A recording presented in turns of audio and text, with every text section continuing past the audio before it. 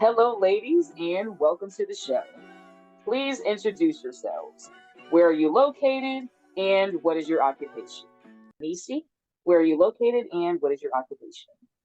Hi, my name is Denicia. I go by Nisi. I am located in Phoenix, Arizona, and I am a medical assistant. Awesome, awesome. Well done. Ariel. Hi, my name is Ariel. I am from Greenville, Mississippi, and I currently don't have an occupation because I'm in school. So I'm a sophomore in college at Belmont University. Awesome, awesome. Gina.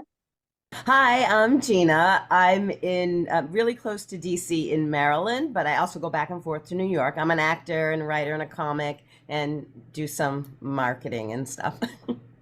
Awesome, awesome. Well done. Michelle. Hi, um, I'm a registered nurse and I'm also an author and I'm in Charleston, South Carolina. Awesome. Welcome, welcome. Hi, everybody. I'm located in Philadelphia, PA, and I'm a singer-songwriter from Philly. Awesome. Welcome, welcome. All right, ladies. So we're going to get started. Let's dive into these topics. Florida becomes the first state to allow women to get C-sections outside of hospitals. Lawmakers just passed a controversial measure affecting pregnant women here in Florida. We are now the first state to allow doctors to perform C-sections outside of hospitals. The goal is to help lower costs. And Fox 13's Kelly Cowan is hearing from some concerned obese this morning. And Kelly, they say the real cost could be much steeper than money, right? That's right. And this is surprising because there has been a long national and international call from health policy officials to lower the rate of unnecessary cesarean deliveries. In fact, Florida's lieutenant governor was just here in 2022 to award TGH for reducing their C-section rates. So this is a pretty shocking move for many in the maternity care community. Legislators have passed a new law allowing clinics known as advanced birth centers to perform scheduled C-sections for women deemed to be at low risk for birth complications. Advocates say it's going to give women in Florida more options for where they give birth. It could lower a mom's out-of-pocket costs, and the centers will be required to have staff on hand to stabilize a mother and baby in case of an emergency, and a working plan in place to transport the pair to a nearby hospital if needed. Now, C-sections are linked to an increased risk of severe bleeding, infections, blood clots, and complications in future pregnancies. And as USF Chair of Obstetrics and Gynecology, Dr. Jadette Louis explains, it's a serious surgery where the health of the mom and baby can turn on a dime, even in cases deemed low risk. She also worries that these centers may put profit over patient safety. We know that when it comes to maternal morbidity and mortality, that often there's a delay in recognizing that there's a problem. And then once they recognize there's a problem, there's a delay in getting the right treatment. I think we also can't ignore the fact that the people promoting it and who think it's a good idea are private equity based companies. Is it a good idea for C-sections to be performed outside of Florida hospitals? I'll go off of more the risk side of it more just because there are so many complications with C-sections. And although they will have staff on hand, if you were in a hospital setting, you would have every route and option available to you. Say you need an anesthesiologist, you need more critical surgery. After that, you can go directly into the process.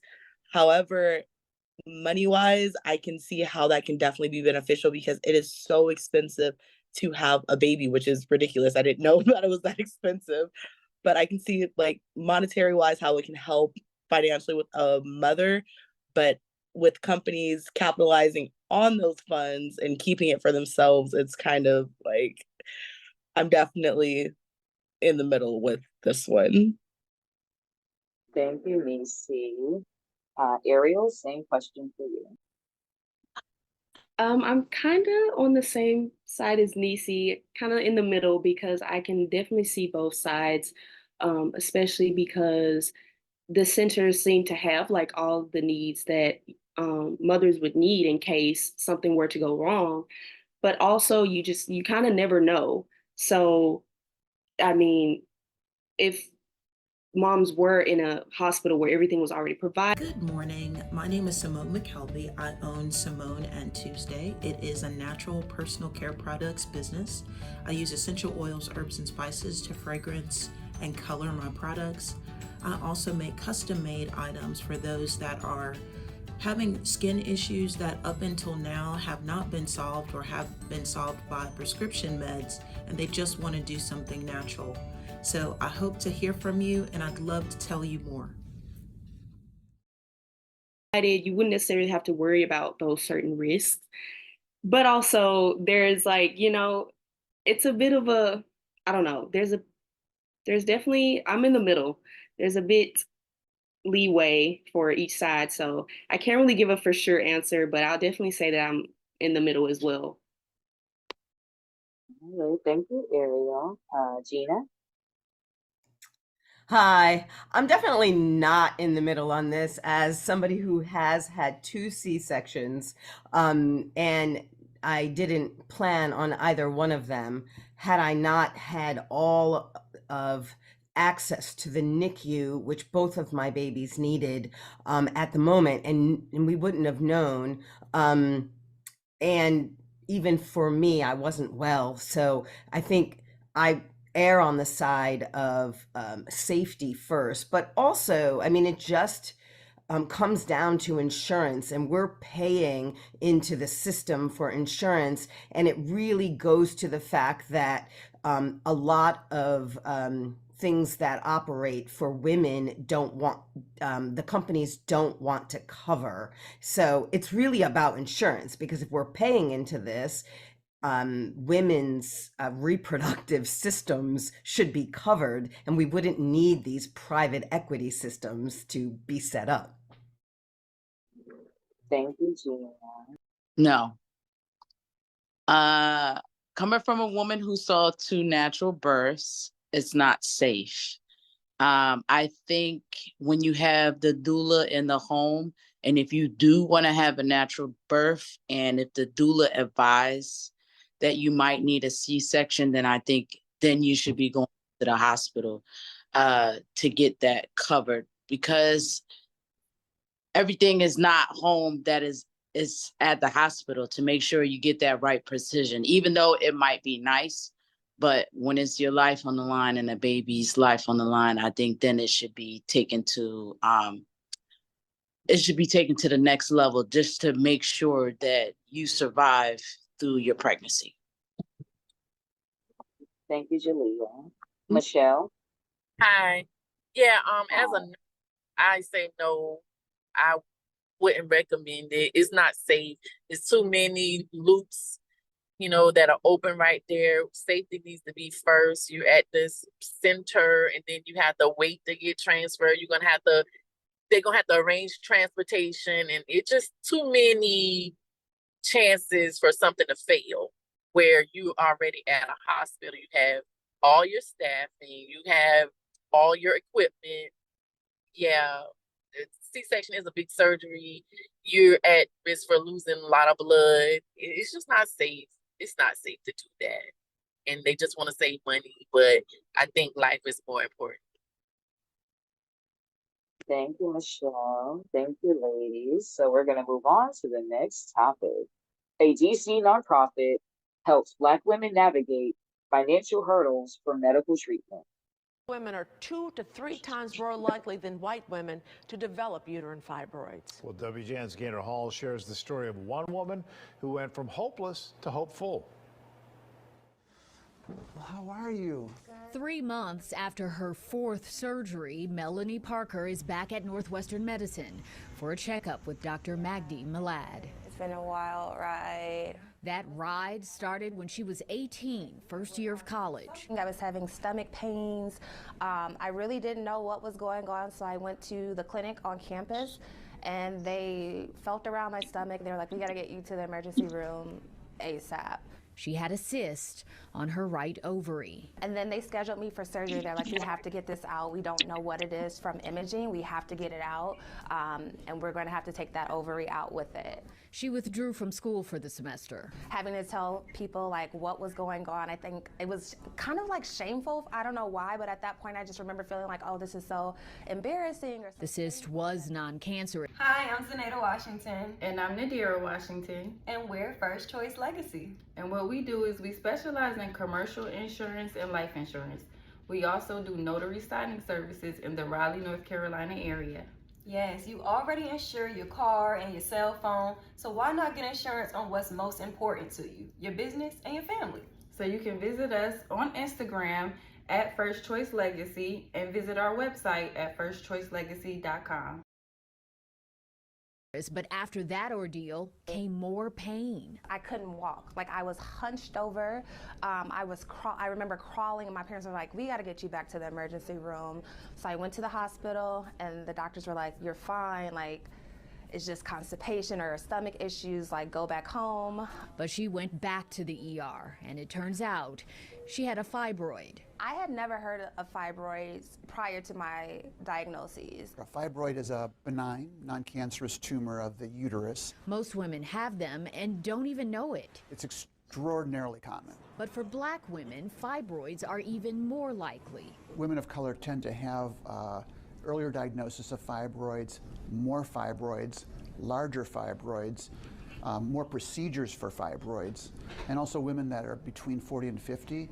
Women of color tend to have fibroids grow more rapidly. Why, Dr. Malad says, no one really knows, though more research is being done now, along with efforts to raise awareness about the impact on Black women who faced a history of bias in healthcare. Women with fibroids can have debilitating pain, heavy bleeding, and swelling. Fibroids can also affect fertility.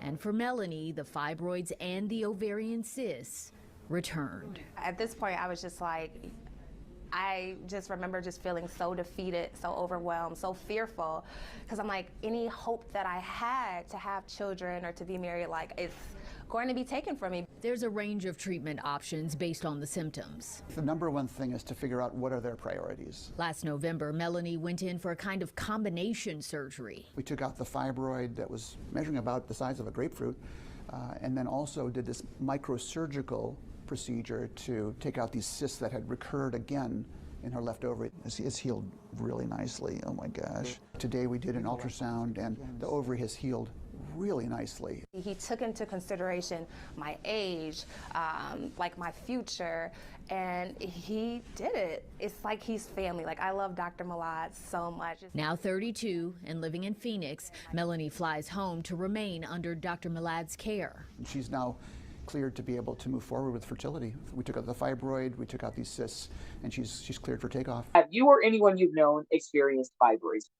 So one of my close friends, she actually has fibroids, and she recently had her surgery, which she absolutely loves. Now she's is excited about potentially getting pregnant in the future, but it was debilitating, as they were stating in the video. For times we would be out, she'd just be bloated, be uncomfortable, like she wouldn't want to do things because she'd be in so much pain. And even diet wise, certain foods wouldn't agree with her, and alcohol would mess with her a lot.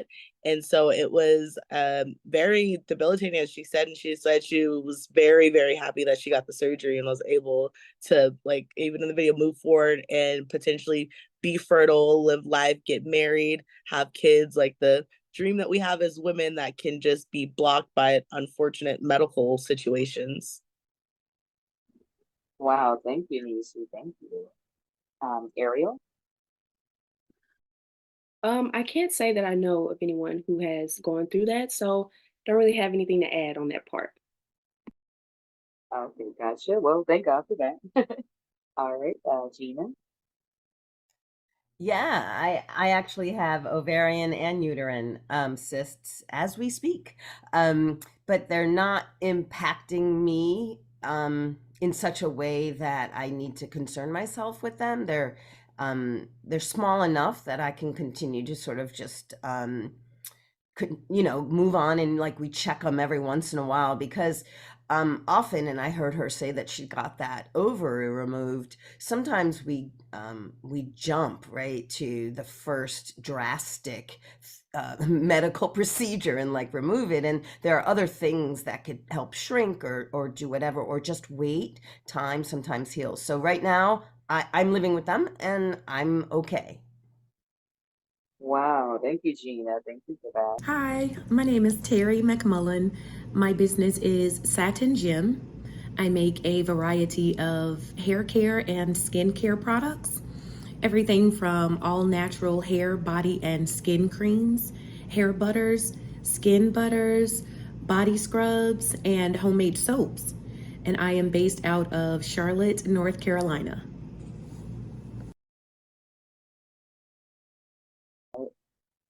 Michelle. Yes, I am currently dealing with fibroids. I was diagnosed with fibroids, I think, when I was about 33 years old. My guess is that I had them all along when I was younger. I even talk about it in my book that, I think that fibroids are linked to relaxers, chemical relaxers. And I started out with chemical relaxers at a very young age. And I think maybe that was the part of it. And those fibroids, the relaxers linking to, there's studies about fibroids linked to cancer and those relaxers and things like that. But yeah, so I've had three surgeries to have those fibroids removed, 3 myomectomies, one open. I even had one back in December of 2023. Yeah, I'm still dealing with them. I still have fibroids to this day, even though I got some removed. It's just one of those things.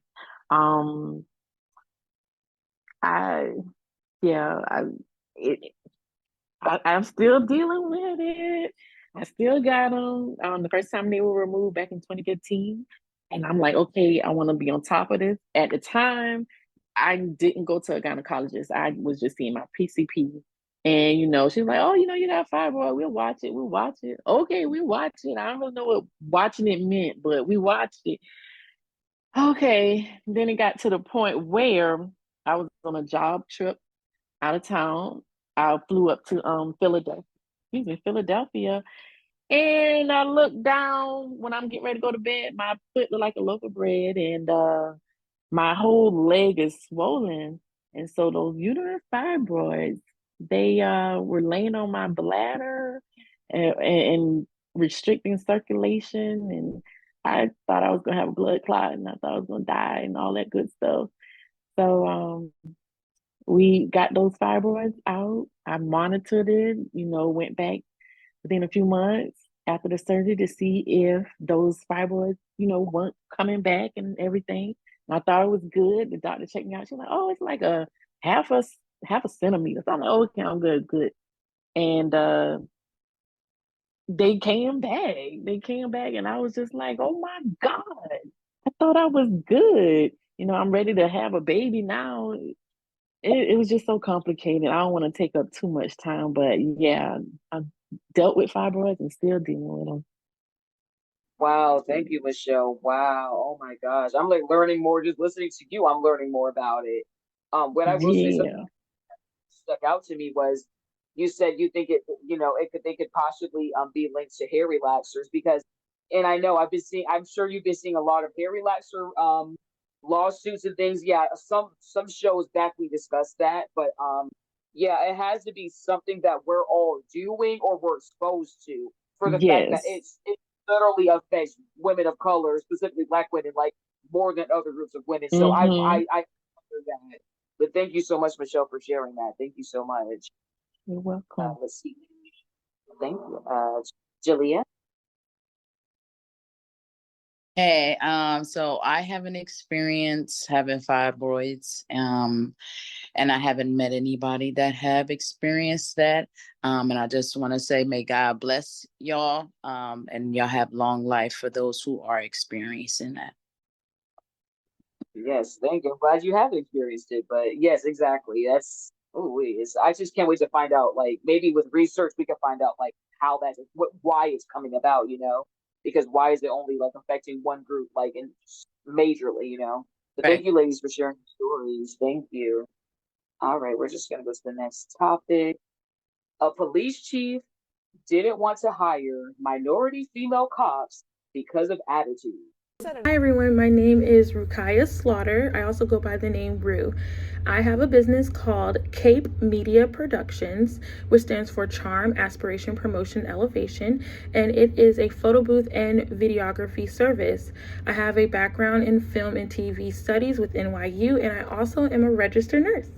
And if you want to learn more about my business, you can visit www.capemediaproductions.net or 913-379-7790. Thank you. The staff meeting that she no longer wanted to hire Black or Hispanic female officers because they, quote, come with a whole lot of attitude. Fox 5 I-Team reporter Randy Travis has more. Y'all need to get along. In a September 2023 command staff meeting, Chief Beverly Banks complained about disputes between her officers. One of them provided this recording to the Fox 5 I-Team. A second person in the room confirmed what you're about to hear. I am to the point. I don't want to hire Black women no more. I'm to that point. I ain't got no white women beating my door down to come in here and work, but I wish they would, because I don't have these problems. I don't have no Hispanic women. Hell, I don't want them either. Because you know what comes with it? A whole lot of attitude, and I don't want it. I'm the only one with the attitude in this place, me. In a statement to the Fox 5 I-Team, a VA spokesman said, there is no place for racism or discrimination at the VA, and these comments are unacceptable. Chief Banks took over the Atlanta VA Medical Center Police Department in late 2022, inheriting an organization filled with complaints involving favoritism and sexism. I guess he thought, she's not going to tell, I got the power. A year before Banks started, VA Internal Affairs examined the case of Shanika Jackson. She accused Deputy Chief Johnny McCullough of sexual assault. I don't know what he was doing until ultimately when everything started to happen. Jackson lost her job. McCullough remained deputy chief. And when Chief Banks took over the next year, she kept him there. It's unclear whether she knew about the IA findings. Last December, another Black female officer filed this handwritten complaint with her supervisor, accusing McCullough of threatening to drag her down the hall by her hair. We don't know what happened with the complaint, but at a department-wide meeting the next month, the chief said this. Deputy Chief McCullough, if you don't know how to talk to people, tell me now so I can do whatever I need to do to get you disciplined again. David Bennett served in the VA Police Department for 5 years. The combat veteran quit last month shortly after filing an EEOC complaint against Banks, accusing the chief of sharing confidential information about him with his supervisors. That created a hostile, toxic work environment for me as an individual officer, and I didn't feel as comfortable working for the leadership as I did before. I have been made to sound like I'm a beast. I'm just the worst beast ever. In January of this year, Chief Banks held this department-wide meeting so her officers could clear the air. We trying to change. Are y'all gonna try and change?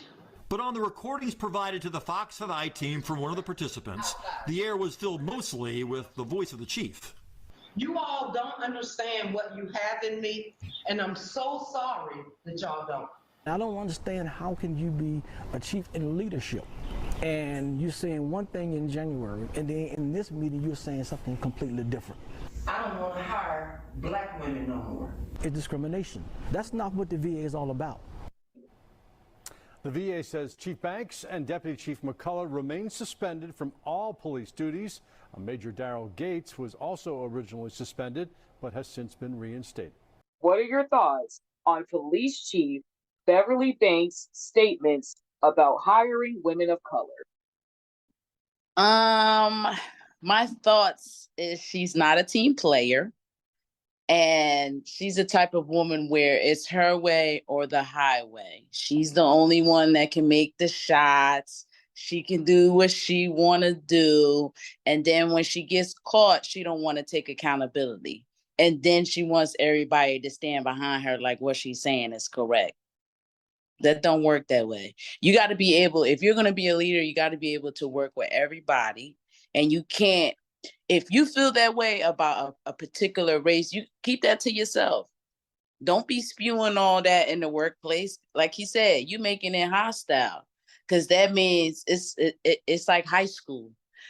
She say one thing, somebody else say one thing. Oh, why you go back to me and say that? Hey, my name is Sierra. I am a small business owner in Suffolk, Virginia.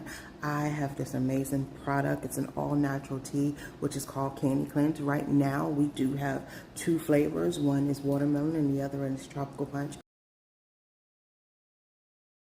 And then they're arguing with each other. Then it's too much. She's too catty. Just do your job and go home. That's it. Keep it simple. But no, I don't agree with what she's saying. She got to learn how to do her job. Be a cop first. Keep your feelings at home. It's just that simple. That's all I got to say. Thank you, Jalea. Yeah, she's definitely some kind of old school woman. I'd like to take her outside and have a word or two. But outside the uniform. I don't agree, obviously. I think it's interesting that she's like, I'm the only one here that can have an attitude. So she recognizes that Black women in general have, it's a stereotype at work. And yeah, in part because we've always had to fight to be heard, to be seen, like have an opinion, to get it out. So even if it's not an attitude, it's just coming off as, can I have a voice? Are you going to let me speak? Do you believe what I'm saying? Even with the other women that have talked about, the abuses that they were giving and that they wrote up about, and no one was believing them or nothing was happening. That's why everything comes off as an attitude. It's just because we're always having to sort of fight, for look at me, I'm saying something. But yeah, no, I just like to take her out back and just, have a conversation. Thank you, Gina. And I'll say this real quick. I usually try to give my opinion at the end. I'm just going to say this one little snippet and I'll keep calling you ladies. But the part that had me laughing because it's just so ridiculous is when she said, she was like, I'm the only one that's going to have an attitude in here. I'm like, oh, so you own that you're the one with the attitude. Okay, great. That was the part that took me out. I'm not going to lie. I was laughing. I'm sorry. I could not. I'm like, at least, self-awareness. Good. Okay, we're self-aware on that part. Thank you, Gina. Michelle? Okay, thank you. It sounds like she doesn't want anyone to outdo her. I don't want to discredit her credentials or anything, but perhaps they just gave her a job, gave her a title, and she took this title and ran with it. I'm the one with the attitude. You can't tell me nothing. And she just thinks she's so superior than everybody else. I would say, the VA probably failed her in a way that they didn't train her. Maybe they didn't offer her correct training to be a leader because she clearly isn't one. And she don't want to hire no Black women. Sounds like some kitchen talk that she could have kept to herself. Yeah, she wasn't supposed to say that out loud. Thank you, Michelle. Thank you, Michelle. I appreciate that. Ariel? Yeah, it's very unprofessional. I don't know what would even compel her to say that in a room full of people who work for you. I don't, that's very silly and it's very careless with your job and your position. So I just don't understand that. And kind of as what Gina was saying, I feel like Black women especially have had to like fight for so long to be heard because we're constantly shot down and no one is willing to listen when things are, getting complicated for us. And just kind of like the situation that one of the ladies was talking about where the guy told her he was going to pull her hair, but when she returned the same enthusiasm back to him, it was like, oh, like I don't understand that. If you can't dish out if you can't take it, then don't dish that out. So yeah, it's very unprofessional and she should have never said it in the first place. Thank you, Ariel. Thank you. Nisi? So I actually have a mouthful about this because I work corrections, and so I'm a officers, and hearing a statement like that from an officer yourself, for one, you're projecting because you already, as Gina stated, she said herself, I'm the one with the attitude, it's only me. So you're reflecting that you're a Black woman with an attitude who has power, but you wouldn't want to hire someone like yourself. Grand Rising, everyone. My name is Maria, and I am a licensed cosmetologist. I've been doing hair since 1992. I provide a variety of services from perms to weaves to braids to natural hair. You name it, I got you. Come on down. I'm over at Raw Beauty, located at 6610 North 47th Avenue. Which I find insane because you're basically coming off saying, I'm the problem, but I'm going to continue the problem, but I don't want to add anything that's going to challenge it. And going off of that, as a police officer, you're supposed to serve and protect, and regardless of race, creed, or color, you're saying you don't want someone who is in a similar position as you for whatever reason. Maybe she had some struggles herself, possibly. Well, obviously, to make remarks like that out loud, but it blows my mind that you would be comfortable, as everyone was saying, just speaking it's an internal thought. Yeah, you can think, yes, I may have an attitude, Black women may have attitudes, Latinas may have attitudes. We've had to overcome a lot to get to where we are, and sometimes that attitude is just a push for respect, and it can be taken the wrong way. And so that just really bothered me how she said it, and especially being that she's a chief. How did you get to such a position with such a poor outlook? Like, it's just mind-blowing.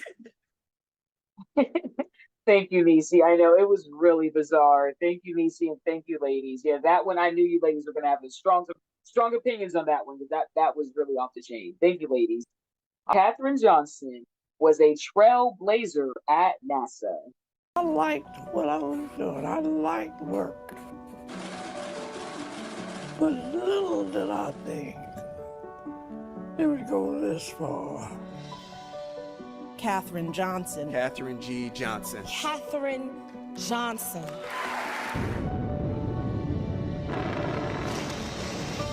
Liftoff, the clock has started. Mathematics is the basis of the whole thing. You graduated from high school at 14, college at 18. Everybody knew you had a big old brain on you by that time. But I didn't know it. But you didn't know it. Man, you're either right or you're wrong. That I liked about it. She always loved numbers. The professor said, I think you'd make a good math researcher. She said, well, what's that? He said, well, that's for you to find out. That was her dream. Katherine Johnson found her way to Hampton, Virginia, and there is NASA. NASA was hiring Black mathematicians. Just opened it up to women. I was finally going to find out what a research mathematician did. Those women took a seat, and that changed our country. Katherine Johnson was a trailblazer. She became what was known then as a computer or a calculator or a human computer.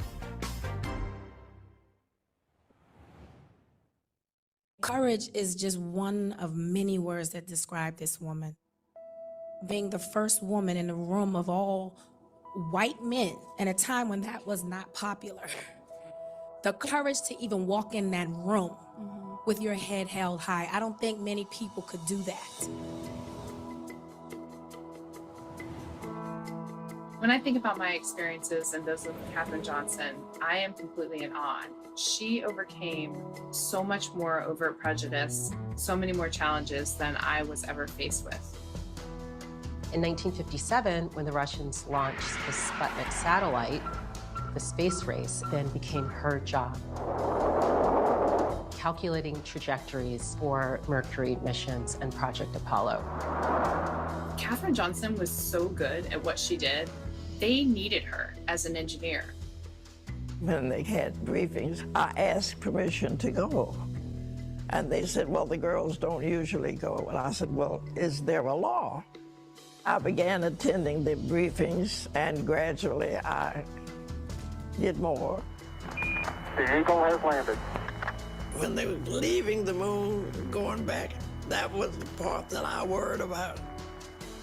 They should be exactly correct on that. And I was sitting there hoping I'm right, too.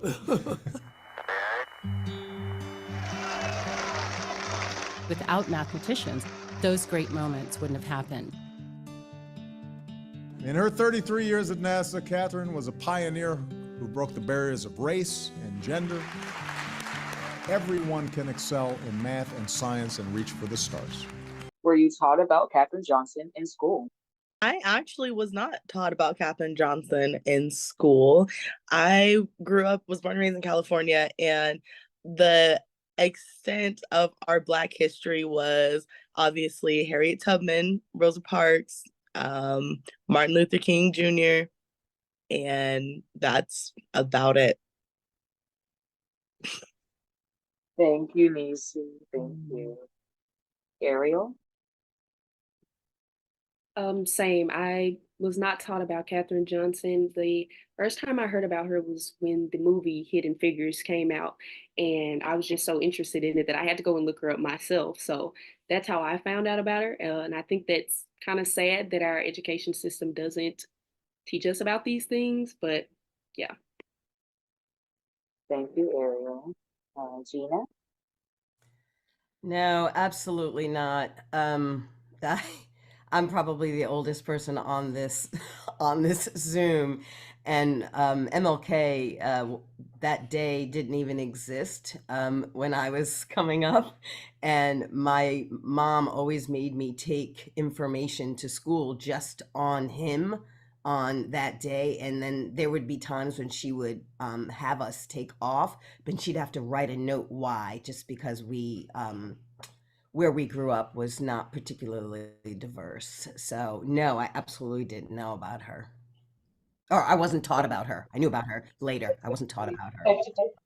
Thank you, Gina. Thank you. Michelle? No, I wasn't taught about her. I found out about her through the movie as well. Thank you, Michelle. And Julia? I kind of feel bad. I just learned about her right now. I don't know how to feel, because we, like Nisi has said, we always learn about Martin Luther King, Harriet Tubman, Rosa Parks. That's all people was expressing on who to look up to. I'll probably, after this Zoom, I am going to look into her a little bit more, into what NASA was actually doing for the Black women, but it's a little embarrassing that I don't know. I know. Thank you, Julia. Yeah, I know. Yeah, thank you, ladies. I know I know Hidden Figures, but like it was just interesting to find out more about her specifically, because she kind of came up during my research. So and I loved Taraji P. Henson's remarks when she said that, not many women, especially back then, Black women would feel comfortable like being in a room full of like white educated men, that can easily obviously be like intimidating, especially back then. So I thought that was when she said that, I was like, wow, that's a really good point, So yeah, I'm like, I think, yeah, I believe Mrs. I want to say her name right. I don't want to disrespect her. Mrs. Katherine Johnson. Yes, I believe she passed like 4 years ago. So mind you, I believe she was born in like 1918. So she lived like past 100, from my knowledge, from what I saw. Mm-hmm. She lived a very interesting, long life. So God bless her. And yeah, it was a very, very interesting to learn more about her. All right, ladies. So we're just going to move on to the last topic. The Black Barbie documentary explores a crucial moment in Mattel history. If you've gone your whole life, you've never seen anything made in your own image. There is damage. When I think of Barbie, I see a little white doll with blue eyes in all pink. That's what I think. I just found Barbie to be a little light-skinned. No, there were no black dolls. They were all white dolls. Little white girls, they could see possibility in their Barbies. And there was nothing that I could relate to. This is me at the creator of Barbie. At Mattel's, I worked on the lines. She would say, do you have any suggestions? I was able to say, we want a black Barbie. That was a little act of revolution. Crowning this doll as Barbie was telling the world Black is beautiful too. I'm a black magic girl. I designed Black Barbie to reflect the total look of a black woman. She's black, she's beautiful, she's dynamite. I thought Black Barbie felt magical. From a young age, children can learn about inclusiveness. Really pretty, has locks, just like me. Black Barbie was just taking me to a whole different world.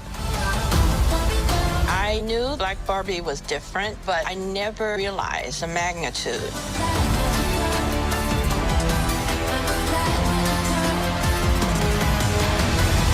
When did you first fall in love with Black Barbie? When I first got one in my hand. All right, ladies. So the question on the floor is, did you have black dolls or black Barbies when you were a child? No, I was always given white Barbies. I didn't start seeing black Barbies until I was like 15 or 16.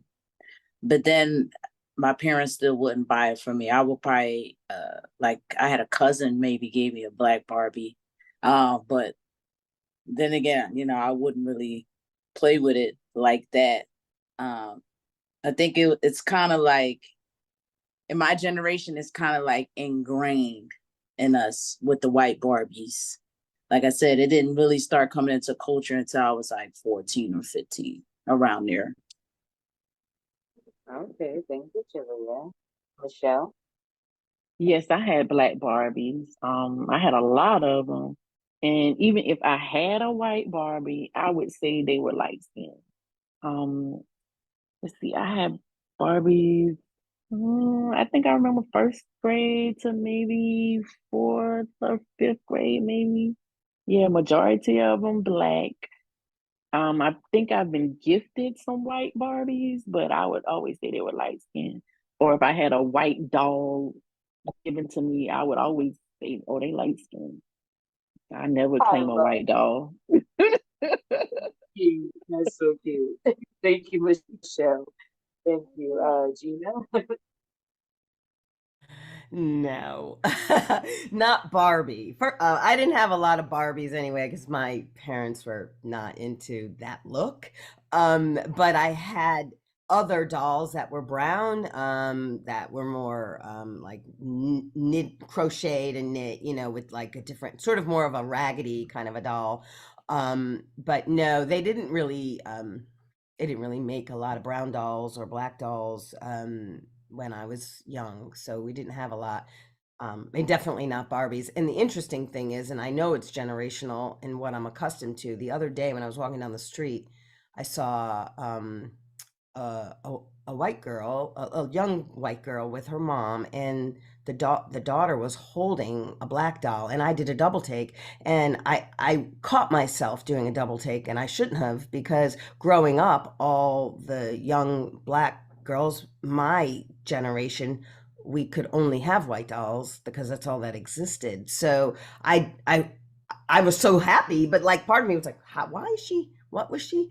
But I was so glad. And I was like, why did you do double take? You shouldn't have to. She should have whatever doll she wants. So anyway. Wow, I love that, Gina. And honestly, I would say you don't be hard on yourself, because honestly, as you just said, you were so used to seeing the reverse that when you saw the reverse, it was like, huh? It was like Scooby-Doo, like, huh? Like, exactly. No, it's not like you were trying to be, obviously racist or anything, but it was just, you were just like, oh my gosh, like, that's like the reverse. That's the opposite of what I grew up seeing. Exactly. I get that, Gina. Thank you. Ariel? Yeah, we weren't necessarily a Barbie family, but I did grow up seeing a lot of black and brown dolls when I'd go in the store and whatnot. But I can't really say that I've owned a lot of them myself. So. Right, thank you, Ariel. And Nisi.